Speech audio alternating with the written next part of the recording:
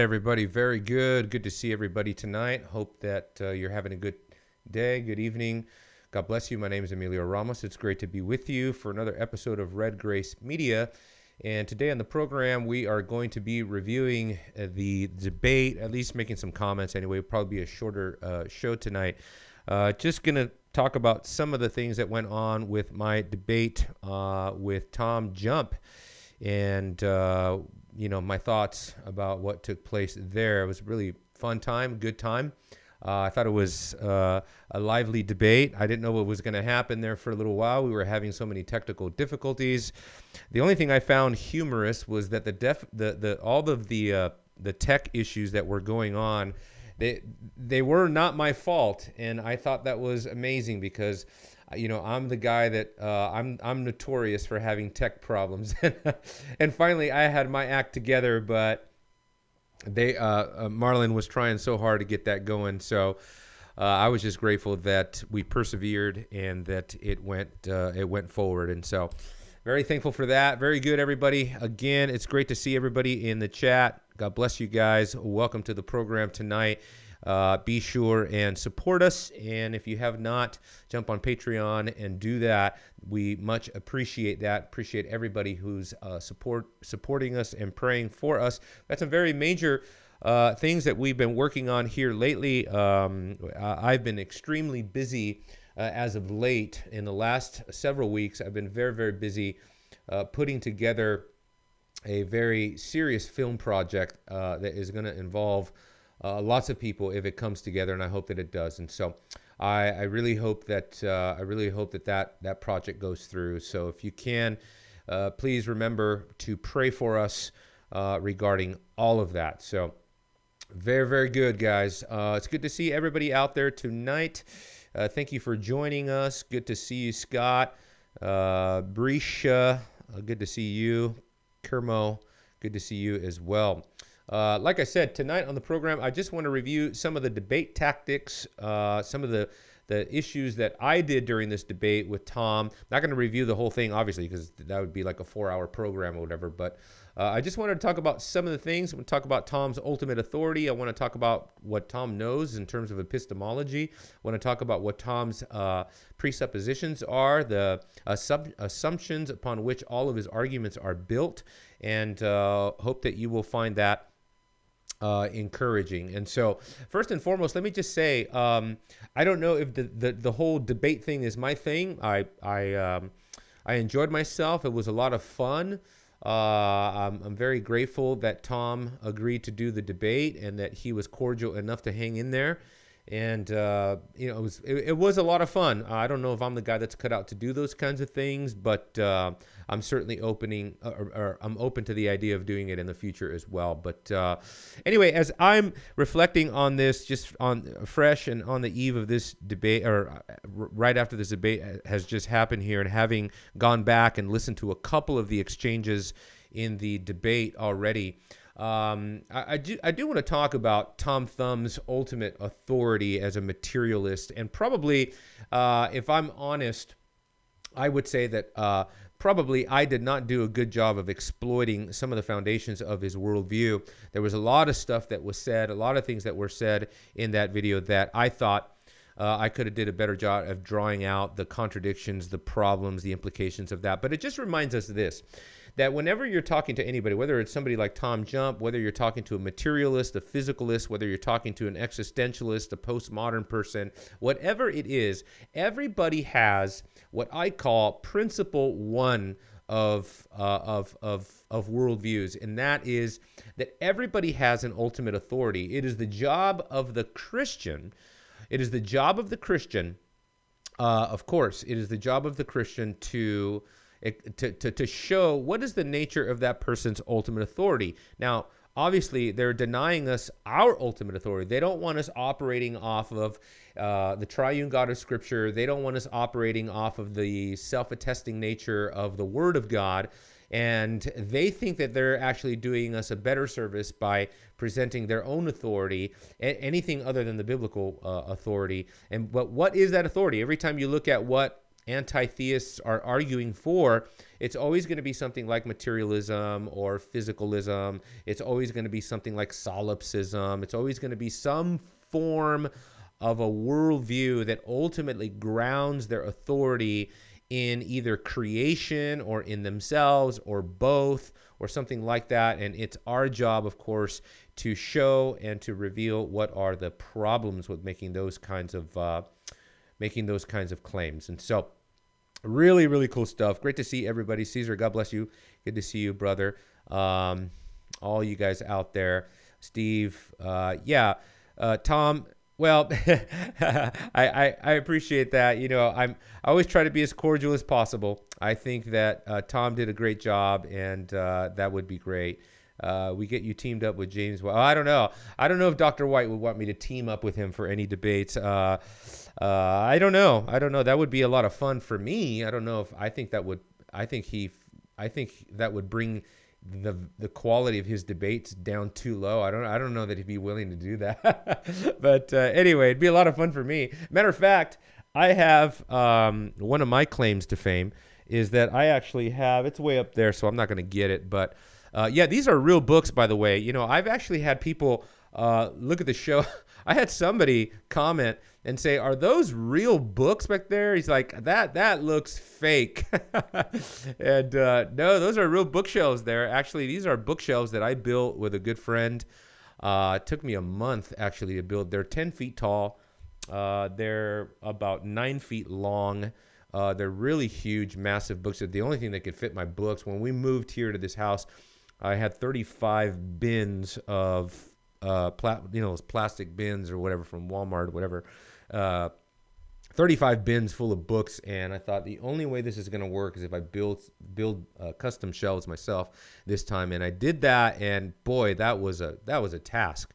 Anyway, they're real. This is not a green screen behind me. But up on the shelf over here, actually right over where my finger is, let me see, right there, there's this little orange book right there. You see it in the middle of all the black books? That's actually James White's Greek-English diglot that he gifted to me.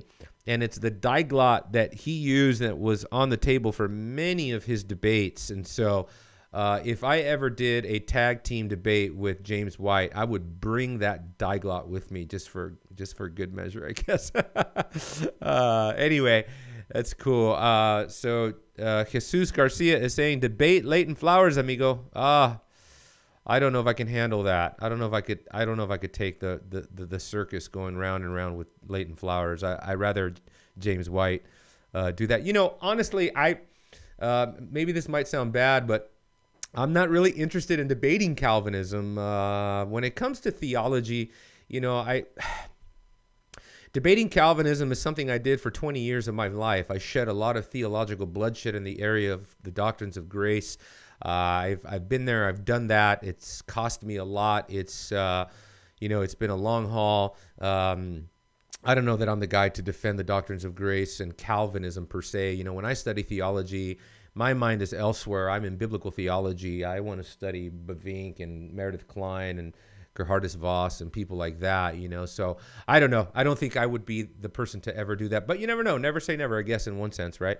Let's see here. Dooku is saying it does look like it could be green screen, but I can attest these are Emilio's books. Yeah, that's right. Dooku has seen these books up close and personal. So, yeah, that's right. And these are books that I've accumulated for many, many years.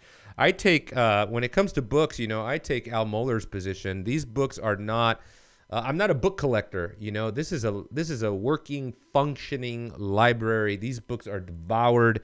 I have kind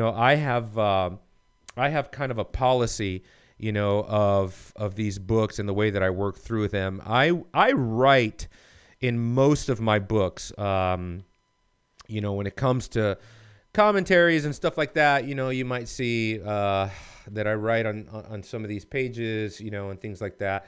But the only book I do not write in, I write in my Greek text. I write in, almost any book that I can read. But there's just certain books I will not write in. I don't know, maybe they're just too Maybe they're just too pristine. I don't know. I want to keep them in good shape or whatever. But I do not write in my Bible. I have never written in my Bible. I don't intend to ever write in my Bible. It's funny because today, a brother from church, Christian, Jaquez, he says, I gave him a Bible and he showed me a picture of it. And he's highlighted all over this Bible. And I said, the Lord will forgive all of his children. The Lord forgives all his children who write and then highlight their Bibles. But no, I don't write in my Bible. But anyway, they're real books, real bookshelves in the back, all that good stuff. Debate me on the usefulness of orology. Joshua Scow, who is a dear, dear friend of mine, is asking me to debate him on the usefulness of orology. I wonder if he means biblical orology, because I claim to have coined the phrase biblical orology. And now Josh is smiling. What is orology? Orology is the study of mountains. And so when I was teaching Meredith Klein, I came up with the phrase biblical orology because, of course, Meredith Klein's theology of Harmageddon is all about the study of mountains and the mountain of the Lord and Harmageddon and those kinds of things. But anyway, how do we respond to LGBT who say that they want to find love and happiness with a partner of their choice? Okay, so those are questions coming in, and maybe I'll devote a little bit of time at the end here for some Q&A and stuff like that. But anyway, just again, let's get to this topic at hand. The topic at hand is this debate that I had with Tom Jump. And in terms of his ultimate authority, Tom Jump's ultimate authority was materialism. You guys tell me what you think, but for me, anytime anybody takes a materialistic worldview, I mean, they are going to suffer greatly by way of circular reasoning. Part of the debate, you remember that Tom, if you saw the debate, if you haven't, go over to the Gospel Truth channel and watch that, and you'll see there that he doesn't know what reality is, and so reality is not known. And because reality is not known, experience is not vindicated. Now, Tom could want to say that he has vindicated his experience, and many of the arguments that Tom Jump actually makes is he'll make arguments like, well, I see the cup. I don't need to be in any particular ontology to say that I see the cup. I mean, that's a viciously circular argument. You know what I mean? Again, I try to bring in the example that in the Buddhist worldview, everything is essentially illusionary. And so you may or may not be seeing the cup, right? And so that assumes a certain ontology where, in fact, what you see corresponds to what is real. That's why the next question that I asked him was, well, Tom, given the fact that you're a materialist, what kind of world are we living in? Are we a monistic? Is reality made out of monism, meaning everything is one? Is morality made, or is reality made out of atomism? Is everything many? So, of course, I was thinking in the back of my head in terms of the problem of the one and the many. What is ultimate reality really like? What is it comprised of? How does it work? What are the fundamental structures, and what is the fundamental nature of ultimate reality? See, when you're debating somebody who's not a Christian, they'll never know this because they can't. I mean, 4,000 years of philosophy has proven that there is no resolution to the one and the problem of the one and the many, subject and object. You can go back to Greek dualism, and you can go to all kinds of different categories of thought when it comes to trying to reconcile the diversity and the unity of the universe and of reality, and there's just no way of reconciling that for certain. And so everyone outside of the biblical worldview is in fact operating off of some form of skepticism when it comes to ultimate reality. And so what does Tom Jump say? Tom Jump says, well, I'm a fallibilist. Well, he says it's fallibilism, so I guess what he meant by that is that he is a fallibilist. And as a fallibilist, of course, he has already assumed that he cannot have certainty. I mean, you read up on fallibilism. Most fallibilists would say that there's nothing that you can know for certain. It's not that you can't. It's not that you don't know all of reality for certain. You don't know things for certain, at some extent. It's that nothing is known for certain. As a matter of fact, many philosophers have rejected fallibilism and have argued that no, in fact, there are some things that are fundamental, some things that are absolutely known. And again, as a Christian, I would say, You don't know that for certain, and so therefore experience itself is not vindicated, and those kinds of things. So anyway, those are just some of the things that came up. Also, Tom's epistemology. Tom is an intuitionist, and so as an intuitionist, Tom believes that a lot of things are just they're just kind of axiomatic. They're just known. They're just clear. I've heard him say on a number of times. And it's funny because every time I try to hold Tom to things that he has already said, every time I try to hold Tom to the statements that he made elsewhere, he didn't like that. He just kind of got squirmy, and he did. I think that upset him a little bit. I don't know. I mean, it sounded like him, but it sounded like he was getting a little bit uncomfortable with being kind of held to the fact that that I was bringing up statements he was making elsewhere. But what can I do? I mean, if I'm debating somebody, all I can do is research what you've said elsewhere. And so when it came to intuitionism, again, this is an assumed element in the premise of his argument. And in that sense, it is question begging, and it is logically fallacious. I don't think I did a very good job of pointing that out to him, but when he challenged me, after I accused him of question begging, he asked me, well, what part was assumed in the premise and in the conclusion? And of course, I was trying to account for the greater worldview, but absolutely, intuition leads to intuition. I mean, that's fallacious. And so I asked him, how would you like it if I operated my debate like that tonight? I assume God and I conclude God. I don't think he would accept that. And so I don't accept this idea that moral intuition just is and that everybody shares it. And so you just got to be very careful when atheists do that kind of thing, when they are forcing you to accept the fact that things are just that way. What they're really saying is concede the argument. And I wasn't willing to concede the argument. And so again, when it comes to Tom's epistemology, I don't think he has a functioning epistemology. I don't think he's epistemically aware. And so there again, you see him switch back and forth between, on the one hand, being very rational, having arguments, quoting historians, quoting philosophers. However, I don't think he actually quoted any historians. I asked him to give me historical data. I asked him to actually cite some historians. He did not. And I cited many of my historians, which, by the way, we'll get to that part next, but the issue of historians and citing scholars and things like that. But when it comes to Tom's epistemology, I would say Tom is not epistemically aware. He doesn't understand the way his own epistemology works. He doesn't account for his epistemology, and remarkably, he doesn't care to. He doesn't want to. He doesn't think he has to. He just, it's moral intuition. That's just the way it is. If you don't see it, I can't help you. That's not philosophically acceptable by any stretch of the imagination. And so that's like more of an operating more on an axiomatic level where Tom just has these axioms that he doesn't think he needs to prove. I don't know. It's very confusing to me. But also when it comes to the issue, of his argument and his materialistic assumptions, what we could call Tom's antithesis. Tom's antithesis is that according to his worldview that cannot account for morals, meaning, and beauty, he has all of these incredible assumptions. I hope you guys will pick up on this. If you haven't watched it, watch and look out for this. But one assumption, for example, is the assumption concerning experts or authorities or scholars or historians, and the way that he references those folks is just amazing. He makes this grand assumption to these experts who are experts in the field because they have a PhD from somewhere, and that automatically makes them right about everything. I mean, that's absurd on its claim. You guys understand?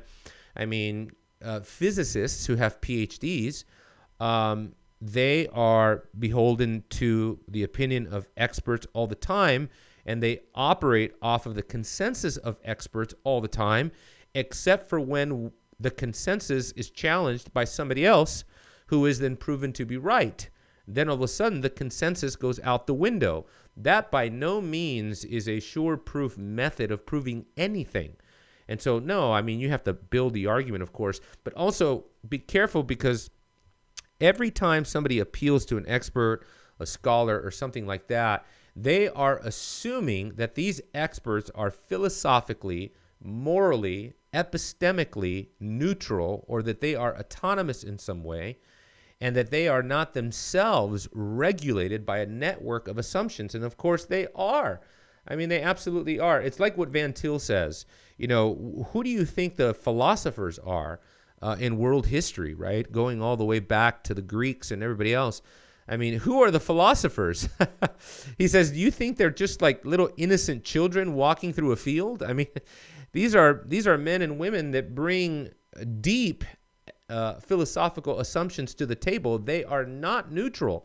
They are not autonomous. They are not neutral. They're not blank slates. They have pre-commitments that they have yet to justify.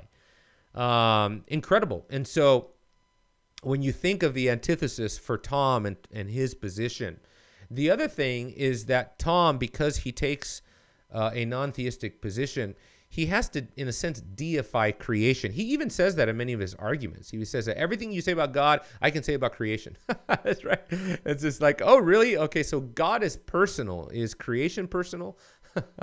Right? I mean, I love the stars and the trees and the rocks and all of that, but I don't remember the last time the rocks and the trees and the stars actually showed me love or compassion. I didn't know rocks were capable of compassion. So according and Tom makes some really wild statements in this debate. I think he'll probably learn to regret later. But if you guys watch the debate, I encourage you to watch all the way to the very end, where we're doing question and answers from the audience. And at some point, Tom, after I ask him about nature, what he means about nature, what his position is on nature, I said, where are the laws of morality in nature? Are they written in a field somewhere? Eventually, Tom gets to the point where he says, yes, we will find them. We will find them eventually. And so according to Tom, eventually scientists are going to find moral laws written somewhere in nature. I mean, that was incredible. And I thought that was just amazing. But again, what's the antithesis of the Christian worldview? Well, it's like Romans chapter 1 says, right? Professing yourself to be wise, you've become a fool. You exchange the glory of the incorruptible God for an image in the form of corruptible man, birds, four-footed animals, and crawling creatures. And so your philosophy, because you've exchanged the glory of God, the only other place you have to turn is you have to turn to creation. And that's exactly what Tom Jump has done. He turns to creation in order to try to ground the laws of morality, the laws of logic, the laws of mathematics, everything else. It's all grounded in nature. Nature is telling us these things. Now, this is amazing, because this brings up the whole issue of common grace, general revelation, natural theology. And so from the Christian position, from the theological position, I guess we would have to ask the question, what is our view of the extent of nature? How far do we go in talking about what nature is and what nature can tell us? First of all, let's understand the word nature, right? The word nature, according to one book on philosophy I have here, there are, according to some, there are countless definitions of the term nature. The word nature itself has to be very specifically defined. And so when Tom says that nature will give us the laws of logic, is he talking about nature out there, the rocks, the trees, the stars, the rivers, the planets? And it sounds like what he says is yes. But some would say, no, nature is actually within. It is dealing with human nature, human disposition, constitution, something like that.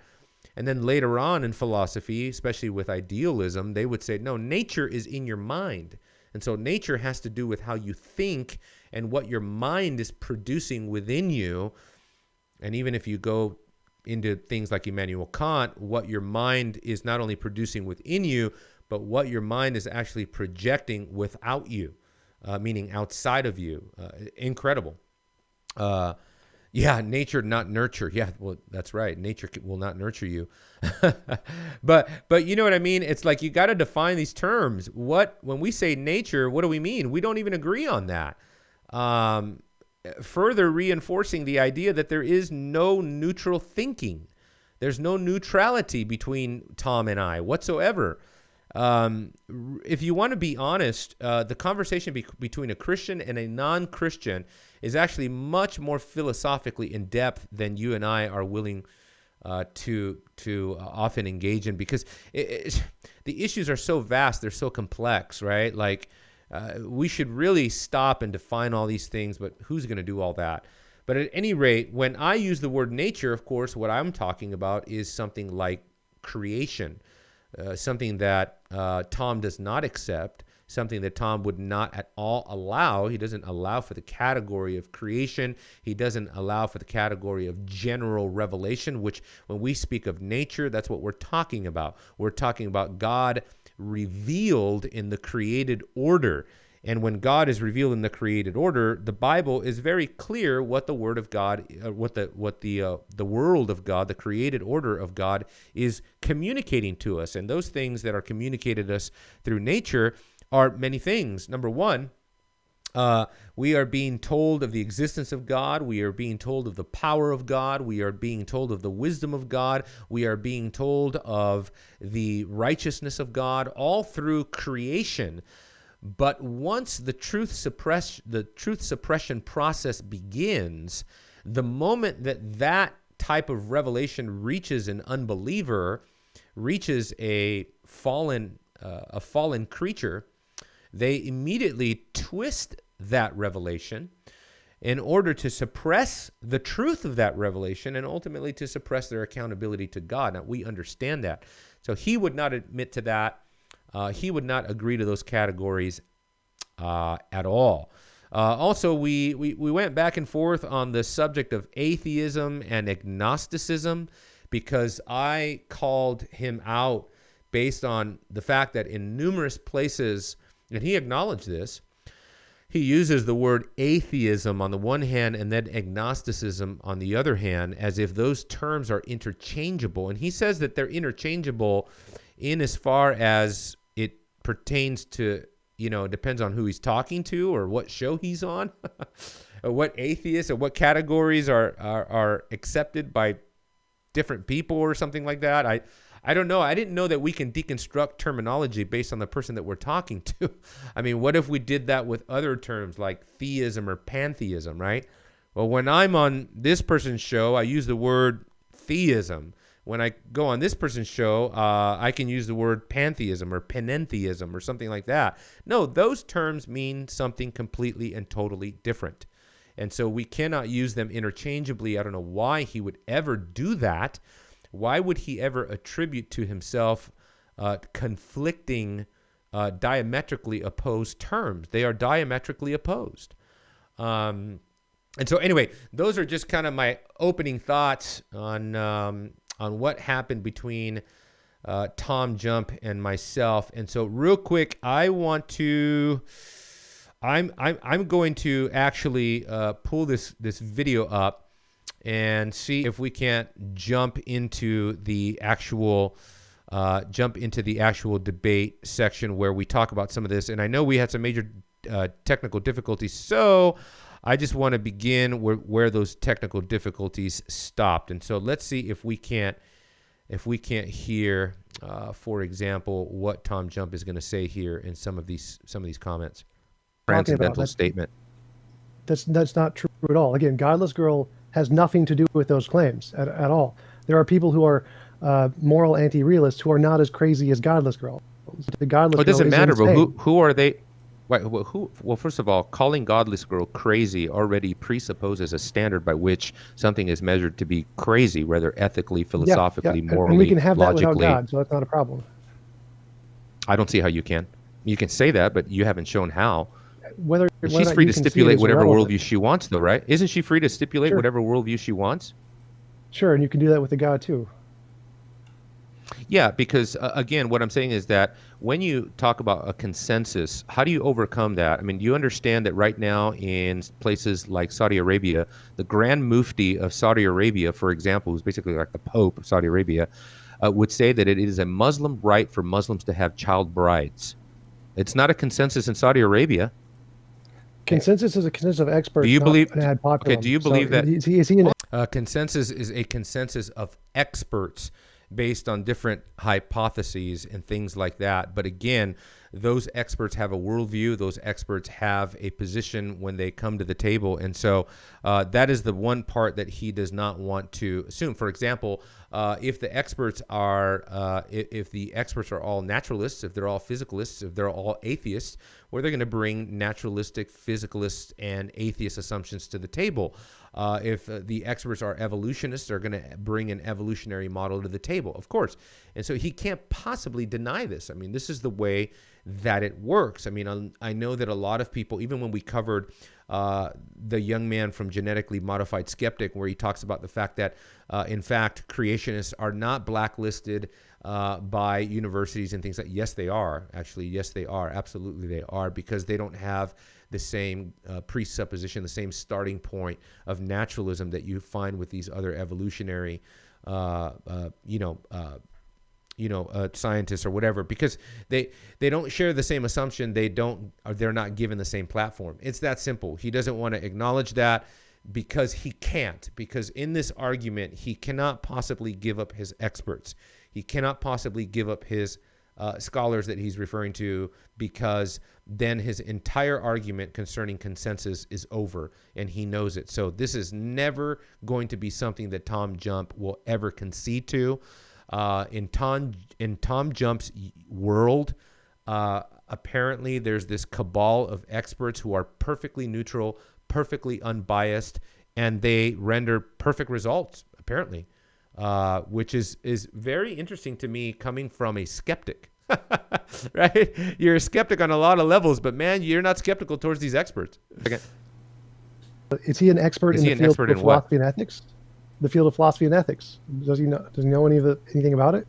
Oh, he would definitely. Well, he would claim to be, because his philosophy. I don't care what he claims. In divine transcendence. Does he have a PhD in ethics? Does he have a PhD in ethics? No, that doesn't. No, he doesn't. But just because you have a PhD in ethics, I mean, I think that's a false appeal to authority. Are you telling me that based on? Are you? Are you telling me? Hold on a second. Are you telling me? Hold on a second. Are you telling me that you base everything on the basis of experts? No, I never said that. So experts' authority is a real evidence. You can do that. You can say, here is an expert and here's their position. That's evidence. It's not to authority. Right. So they don't determine. They don't determine. They don't determine morality. They don't determine ethics or what is real. Of course not. No one does that. So again, is only a fallacy if you're appealing to a false authority. If they're an actual authority, it's quality. This is what I call the ripe tomato machine, right? When you have somebody that says, well, there's a tomato machine that I built, and it's going to tell me whether or not I'm dealing with ripe tomatoes or bad tomatoes. What's the problem with that equation? Well, the problem with that equation is that you've already programmed the machine concerning what's a ripe tomato, what's a bad tomato. And what he's saying is that these experts, right, they've already determined, but based on certain criteria, right? Well, these are, again, they have already made up the criteria before they've determined anything. And so they have already sort of a predetermined conclusion. I know he doesn't like that, but that's exactly right. And Peter's asking a good question. He says, I didn't get the thing he kept saying about whether or not something is wrong because it's against God's nature or because God said so. Yeah, it's the euthyphro dilemma, basically saying whether or not something is right because God says it's right, or is it, or does God say it's right because it is right? And of course, neither is acceptable in the Christian worldview, because what we must say based on Scripture is that something is right because God said so. And the reason that God said so is because it is in keeping with his nature. And what Tom was trying to do is he was trying to pit the consciousness of God and the nature of God against each other, as if the consciousness of God could decide something contrary to his nature, which is a complete contradiction. God's consciousness, or conscience, if you even want to use that term, right, would never do anything outside of his nature. That's a total contradiction. It's an oxymoron. What do you mean, right? The nature of God involves his conscience, and his conscience is informed by his nature. It's that simple, and he does that in a simplistic fashion, meaning he does that all at once and at the same time, so that there's no process in God. There is no steps in the mind of God. That God is not learning, God is not taking in information passively. There is no progression in God. There is no movement in God in that sense. God is what he is as a simple being, and he knows what he knows, as Van Til would say, by one eternal act of vision, so that God is at the same time perfect activity and perfect passivity all at once. I mean, these are categories that, what's hard about those kind of categories with someone like Tom Jump is he doesn't have the mind of Christ. If he doesn't have the mind of Christ, he will not submit to Scripture. And I can't help him. And so that's why you'll hear somebody like Asai Tim Bruggencate, who actually emailed me on the eve of that debate and just gave me some advice, which was really good, just about being consistent and keeping him consistent. So I thought it was good. But again, that's why you'll hear Sai say things like, I don't do Bible study with unbelievers, because yes, at some point, you're putting the cart before the horse. You're really trying to explain things to the carnal mind, where Scripture, as a matter of fact, let's do this.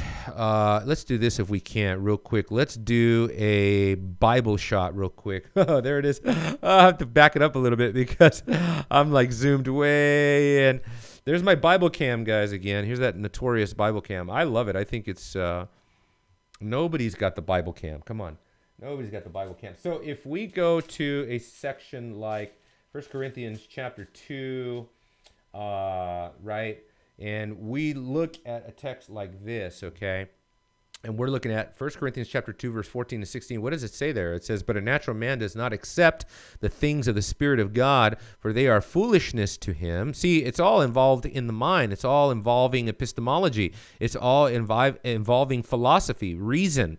The noetic state of that person becomes very important. And so if you believe in the noetic effects of sin, that's going to be a major factor there. So they are foolishness to him, and he cannot understand them. I mean, think about that right there, right?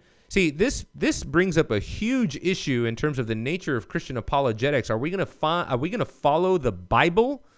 When was the last time you heard an Arminian, classicalist, evidentialist person talk to their opponent and read to them 1 Corinthians chapter 2, verse 14 and through down to 16 somewhere? When's the last time they said to them, you cannot understand them because they are spiritually appraised or spiritually understood?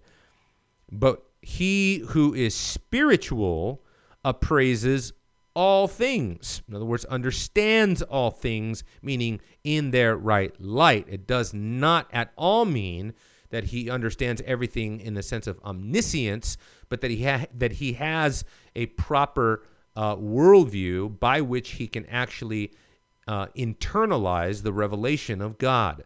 Yet he himself is appraised by no one, meaning that ultimately the Christian himself cannot, by the world's own apparatuses, either philosophically, epistemically, or rationally, they cannot be appraised by anyone. For who has known the mind of the Lord that he will instruct him? But we have the mind of Christ. I mean, think about what he just said there.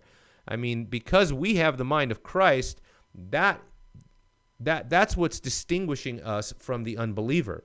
We have the mind of Christ. They don't have the mind of Christ. Because they don't have the mind of Christ, the noetic effects of sin are such that they cannot appraise, they cannot properly understood, and they cannot properly understand, and they cannot properly interpret the things that have to do with revelation. And,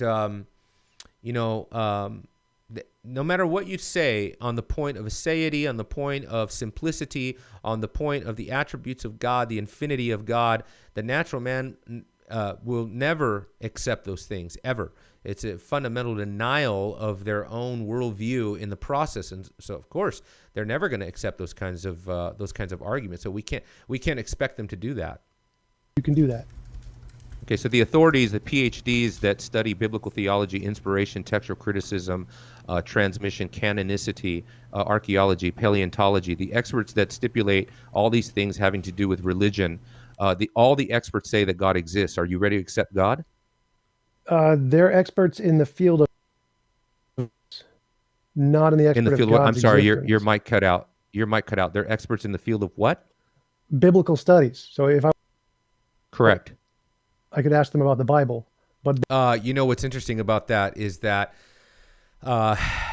even when it comes to experts in the field of biblical studies, Tom doesn't want to give those experts their due, right? He doesn't want to admit that there are experts in biblical studies that would argue for the tenacity of the Bible, and that comes out, in the debate later. But on the one hand, here we go again, right? Here's this rational, irrational dialectic. On the one hand, he loves the experts. Unless we're dealing with Bible experts, right? Then he only wants to side with the liberal experts. He doesn't want to hear other experts. And I quoted several experts to him, and he quoted none to me because I don't think he's really familiar with the field on certain biblical studies. And so I don't think he really, really wanted to go that way. they tell us nothing about the way the world is. But that's an assumption based on your... it's an assumption. It's also a false dichotomy.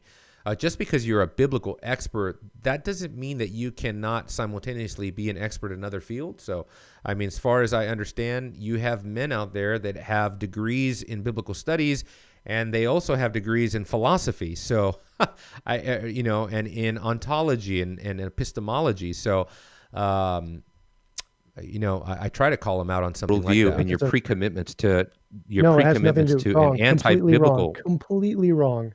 So in what way? That's the consensus of historians. Historians say that history. The consensus of historians based on who? That's a viciously circular statement you just made. What are you talking about? A consensus on historians. Well, who decided who the historians that build the consensus? I know many historians, and they have historians like Will Durant, historians like Philip Choff, historians like Justo Gonzalez. I can give you historian after historian after historian. Sorry if I didn't name your favorite historian, but those are the ones that came to mind. And yet they would testify to the historical reliability of things like the Bible. Would you allow that? Sure. Or do they have to be non-Christian historians? What is the consensus? And they could quote like Michael Licona, who said, the majority of biblical scholars and historians hold to it that the study the bounds of a historian acting within their professional capacity. Like the consensus says, no. You know what will help me? You know what will help me, Tom? You know what will help me? This is where we're still having this favor. You talk fast enough to do this. So let me try to fast forward here. The debate here, because eventually he does come back in and we can hear him. I don't take a position on that. I don't know what the fundamental nature of reality is. To go. The video is like totally frozen.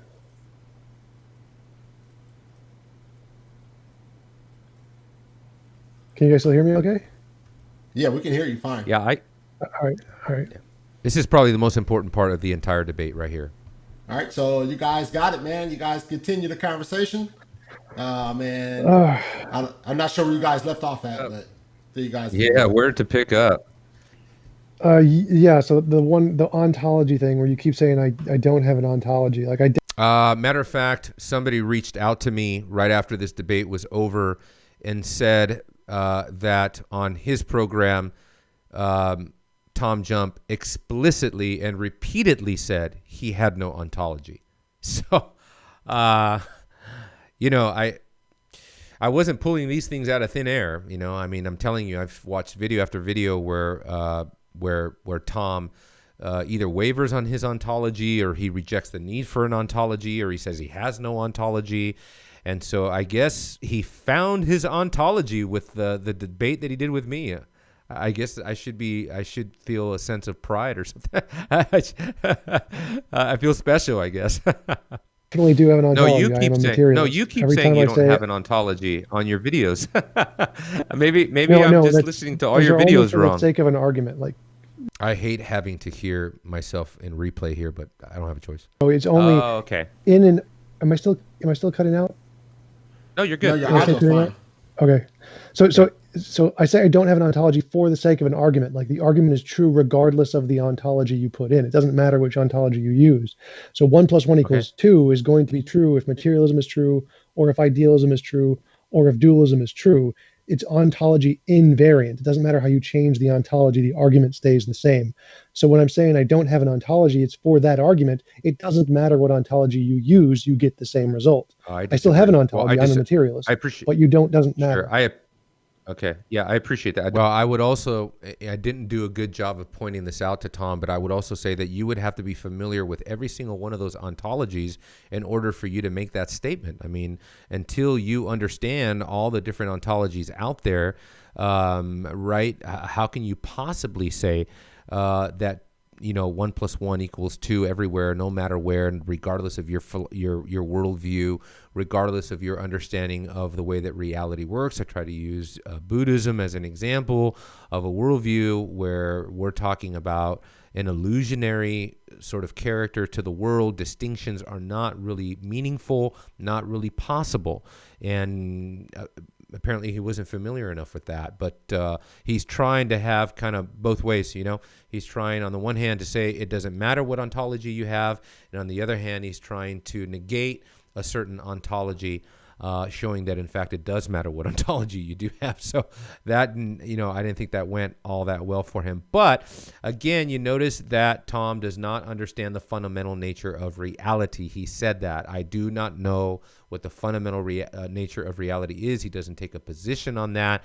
And to me, I mean, I don't know, you guys tell me what you think, but once you reject the possibility of knowing, you know, once you reject the possibility of knowing what the fundamental nature of reality is, to me, if I was on a street corner witnessing to an unbeliever, to me, I would tell them, you know, or I should have told Tom, but the debate is essentially over. It's essentially futile at this point, right? Because once you surrender knowledge at that level, where what you're saying is that the fundamental nature of reality is unknowable to, at least to you, then everything you're about to say is utterly, hopelessly skeptical. And skepticism rules the day. And what's the point of going on from this point? Steve is saying, be careful because there's cussing coming up. Yeah, you're right. I'm trying to remember where that was. And that's not typical for him. And I try to point that out, but let's see if I can't skip ahead a little bit. Okay, are you absolutely certain that it's fallibilism? I don't need to be. Every time you ask that, I'm going to say I don't need to be because it's. And so, if you don't need to be certain about fallibilism, why would you say fallibilism? This is why, if you look up an encyclopedia, or if you look up an entry in a dictionary of philosophy, and you read up on fallibilism, this is why the critics of fallibilism come into play, because what they're saying is that no, fallibilism is absurd. We have to be fundamentally certain about something, or you can't make the statement about fallibilism. And so it is self-refuting. Right. So that's what I'm saying. That's called an infinite regression. You're not making a meaningful No, it's not an statement. infinite regression at all. It's just because you keep asking the same question, which I don't need to, which is come to the same answer every time. You just keep asking the same question. Okay. So all right. I would say it's question begging. I think it's a self-refuting position. I think it is an infinite regression. Which one of the premises is in the conclusion? Because there isn't. For it to be question begging, one of the premises has to be in the conclusion. So demonstrate it, or else you're just making crap up. Well, and I think he curses here, but it's question begging because he assumes fallibilism in the premise, and he concludes with fallibilism. I mean, that is question begging. Even if you don't articulate fallibilism in the premise, if you're operating upon the principle of fallibilism, you are assuming it. And so I don't know why that was so hard. Like you're just making shit up. Well, which one is it? Intuition is a feeling that and here's the thing. Here's the thing. You guys tell me what you think here, but there was a cussing. Sorry. You guys tell me what you think there, but Marlon and I both kind of got after Tom for using foul language. And granted, it wasn't the worst language, I guess, that could have been said, but it does kind of show that in the real world, Tom, you know, I mean, in the real world, Christian ethics rules the day, man. I mean, you know what I mean? If there's no fundamental nature of reality, if ultimate reality can't be known, then we shouldn't be able to know whether or not cussing is appropriate or not. We shouldn't have an understanding of what is obscene, what is not obscene. But that's why I said somewhere in the course of this debate, I mentioned the fact that, look, atheists like Tom, they live like Christians every single day of their lives. They abide by what you can find in the summary of the Decalogue, the Ten Commandments. They live and adhere by biblical principles all the time. There is no escaping them. I know he wouldn't admit that. I know he would try to appeal to the golden rule going back to Hinduism or something like that, and that was a fun discussion. You guys tell me what you think about my argument concerning the first man, and the fact that you cannot go back any further than the first man, which is Adam. I've used that argument, and for a period of time, I've gone to that argument because I think it's just biblical. I think it's a biblical argument to say that, look, when you appeal to Hinduism, when you appeal to Greek mythology, when you whatever it is that you're trying to say predates Christianity, coming back to that point here in a second. How do you get further back than the first man, Adam? You know, I guess the only thing that you can do is kind of like what Tom did, deny the existence of a literal Adam, because you know that Adam doesn't fit your paradigm. So there you go. But even that, I hope you guys caught the logical fallacy that Tom was operating off of in this debate when he talked about Christianity beginning with Jesus 2,000 years ago. And if that doesn't show you guys, and if that doesn't reveal to us that when we're talking with someone like Tom, this is how far away they really are from understanding biblical categories and biblical theology, and even just a rudimentary understanding of what the Bible talks about in terms of the faith once for all delivered to the saints, the idea of a common salvation, the idea of a common faith, one faith, the idea of one organic faith from beginning to end. I mean, it's unbelievable. And actually, a lot of Christians out there, a lot of nominal Christians who don't study their Bibles, a lot of them would make that same exact mistake. A lot of Christians who don't know theology, who don't know how to defend the Trinity, for example, who don't understand covenant theology, for example, who don't understand biblical theology, redemptive history. When they don't understand these kind of categories, they can fall into that fallacy of saying something like Christianity began 2,000 years ago with Jesus and the apostles. I mean, it's just breathtaking that someone would make a statement like that, but they do. Yeah, that things are intuitively immoral. That's what moral intuition is. It doesn't have a Kantian Humean perspective. It's just a feeling people have. I didn't mention Hume. I didn't mention Hume. I said Plato, but in the Platonic scheme, intuition is relegated to what you remember or what you can recollect. Versus. Oh yes, that's right. This is where I was talking to him about the nature of intuition, and there's several concepts. If you study intuitionism, there's several concepts as the way that intuition itself works. I just wanted to know if he was familiar with how did it work, what form of intuitionism are you articulating, he ultimately fell into what would basically be something like an Immanuel Kant version of intuitionism that is in the phenomenal realm. in the sensational realm, not in a sort of, a Platonic Aristotelian concept of intuition, which has more to do with reflection and things like there are differences there. So he claims there's none. I guess he hasn't studied that. The Kantian position would be that it's subject to sense. I hope it's not yours, but it just is that way. Nope, that's a complete misrepresentation of my position entirely. Like, if you can't understand why torturing children is wrong, yeah, you have a problem. I can't help you.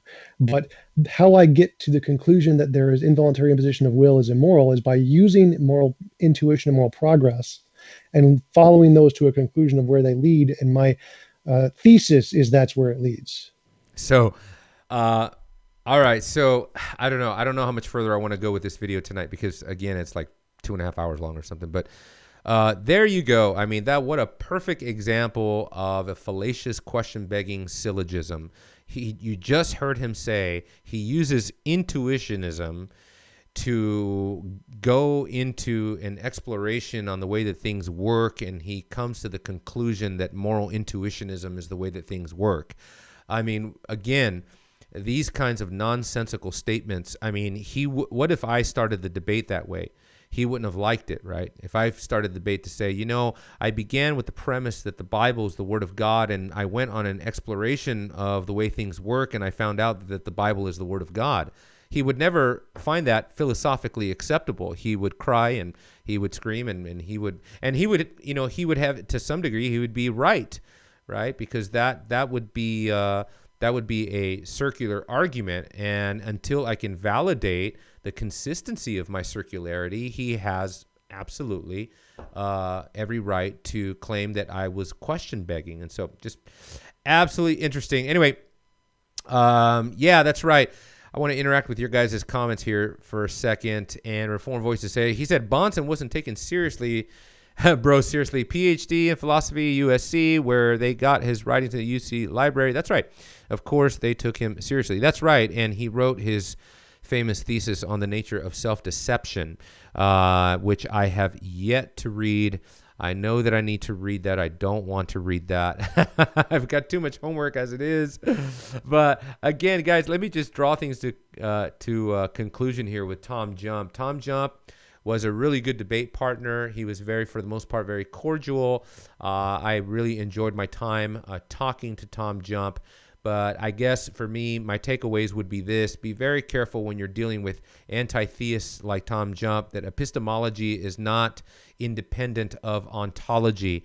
Be very careful when you're dealing with classical apologetics, as at the same time as can be heard in people like Dr. Richard Howe, for example, who's trying to argue for the same sort of dichotomy between epistemology and ontology. And somewhere in the debate, I think I even put it this way, and I think this is the way that it needs to be put, that there's a healthy epistemological and ontological distinction, but at the same time, there's an epistemic and ontological relation. And so we cannot, at the same time, we cannot confuse the two terms, but at the same time, we cannot divorce the two fields of philosophy, because they are inseparable. And this is just unbelievable how this has become such a hot debate. It's like everyone's picking up on this issue right here of ontology and epistemology, and I guess it's become more and more popular today to accuse presuppositionalists of confusing ontology with epistemology. And why? This is why. Is because classicalists and others do not want to operate on the certainty of the self-disclosing, the self-revealing, self-contained nature of the ontological trinity and the self-attesting Word of God. They don't want to begin there. They want to begin down at the what they think is the epistemological level only, which is really more of the rationalistic level, and deal with empiricism, basically, and hoping that eventually enough empirical data can make you take the leap of faith into the ontological. That's not what the Bible teaches. The Bible teaches a very comprehensive worldview, and so be very careful of that. as well, and also nature. The issue of nature, I already pointed that out, is the way it's understood by materialists and physicalists. They don't provide us with moral law and accountability. There's no 10 Commandments written in a field somewhere. They don't accept the category of the Bible, which is general revelation. Tom thinks that because he sees certain cause and effects in society, he thinks that that means, therefore, that people are accountable to the trees and the rocks and the stars and the planet and the way that nature is. I found that to be baffling. I thought that statement was unbelievable when he gets into the idea that nature is accountable to us and that we are accountable to nature. Where is the tribunal of nature that mankind one day will have to stand before and give an account? These kind of statements are really difficult to understand from a Christian perspective. And so materialism leads to a total annihilation of your worldview because, as Tom himself asserted, human beings have no intrinsic worth, no reason to distinguish them from animals, even insects. He talks about elevating the value of a flea to the same level of a human being. And at that point, brothers and sisters, what we need to do is say, how do you like your worldview now? I mean, you have just elevated your newborn baby and put them on the same plane of dignity as the flea on the back of a dog. I mean, this is interesting, absolutely interesting, but no reason to distinguish between animals, humans, insects, even though he tries to. I would say if you're consistent in physicalism, there's no reason to do that.